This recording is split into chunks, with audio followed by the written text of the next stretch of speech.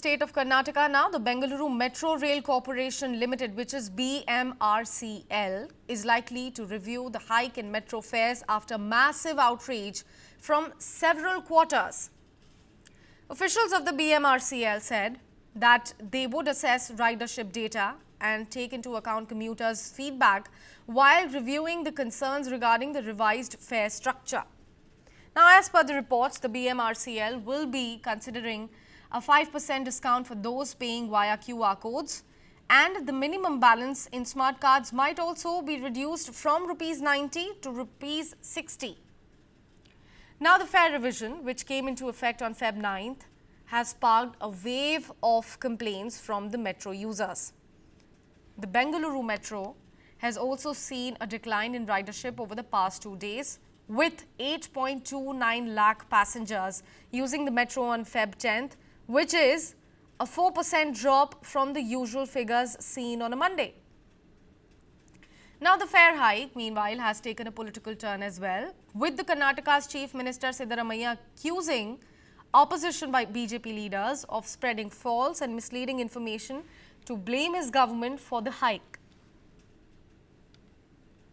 Taking to his social media profile X, Siddaramaiah has pointed out that the BMRCL is a joint venture between the Union and Karnataka governments with equal 50:50 partnership, and in fact that the current chairman of BMRCL is also the Union Secretary for Housing and Urban Affairs.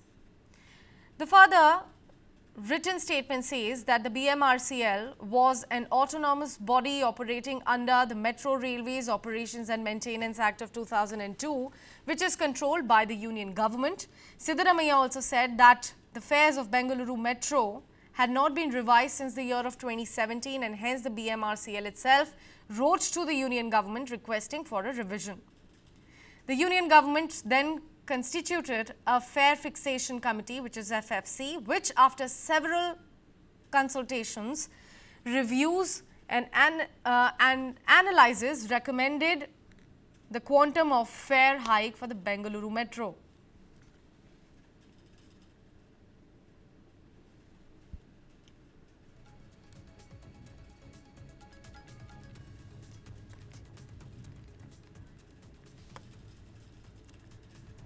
So, the BMRCL is now likely to review the hike in metro fares after there was a massive outrage from several quarters.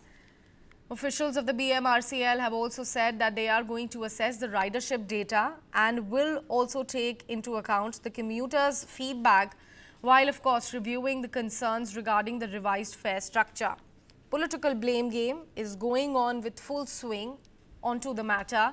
In fact, if we were to talk about the data, as per the reports, the BMRCL will be considering a 5% discount for those who will be paying via QR codes, and the minimum balance in the smart cards might also be reduced from Rs 90 to 60. What we are also picking up with regards to this fare revision, which came into light from Feb 9th, it has sparked a wave of complaints from the metro users. We have seen a significant decline of the passengers as well.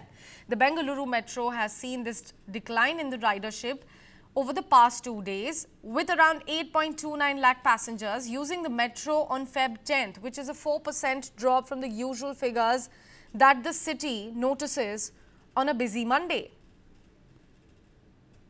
Now, the fare hike has taken a political turn, like we have said before. And to discuss that further, we have my colleague Mohammad Wajiullah joining us live on the broadcast. Wajiullah, please tell us more about this political turn and, of course, the kind of revision that the authorities are now considering after this massive outrage over the fare hike.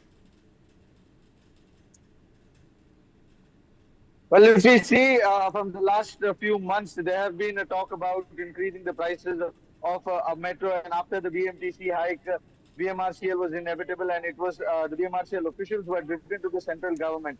Now, what we talk about the politics is last night Siddaramaiah tweeted after BJP leaders started protesting at metro stations with regards to the increasing of prices in metro commutation. So that is when the BJP leaders started protesting, and that is when to change that entire narrative, the Chief Minister yesterday tweeted pointing out how the changes in the BMRCL is not a state prerogative. It is something that is decided by the central government, because when it comes to the functioning of the metro, the decisions are taken by both the center and the state, and the BMRCL had written to the central government on the September of 16th, 2024, asking for a revision in prices in Bangalore Metro. And that is when a committee was set up by both the state and the center, and they had decided on how the prices should be increased. This was done by a comparative study that was done between Bombay, Chennai, and Delhi. And on those basis, this revision has happened, is what the Chief Minister has reiterated in that tweet, debunking the entire protest of the BJP leaders. And today, the Congress workers are also planning out protests across various metro stations in the city to highlight or to aware the commuters that the hike or the extra money that you are paying is not something because of the Congress government or the state government, is because of the center government. And this is a counter to the protest that the BJP had been doing in the last 2 days, Sakshi. And if we were to speak about this 5% discount that they are considering for those who will be paying for their tickets via QR codes, and also the smart cards minimum balance being reduced from 90 rupees to 60 rupees, Vajiullah, please tell us what kind of respite the passengers are going to get, because as per the reports that News9 has received, we are learning that there was a significant decline on a very busy Monday in the city like that of the Bengaluru.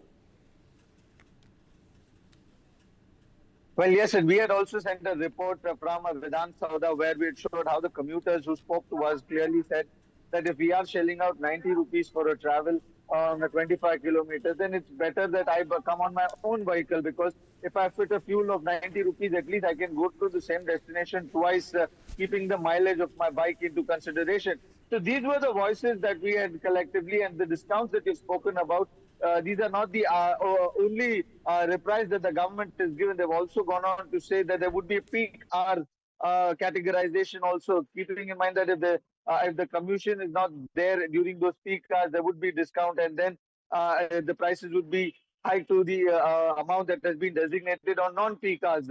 So these are also a few things that are, but how much of this will transpire into the commuters actually taking the metro? Because like you mentioned, there was a dip on Monday, and that can also be because of this price hike, because those who have been paying 60 rupees will now have to be shelling out 90 rupees. Yesterday we spoke to a lady who told us that she cannot afford 120 rupees on a daily basis to get her sister and she to Vidhan Sauda. And those are the plights, and those are the people that are actually going to get affected because of this, because they have to get to their work somehow or the other.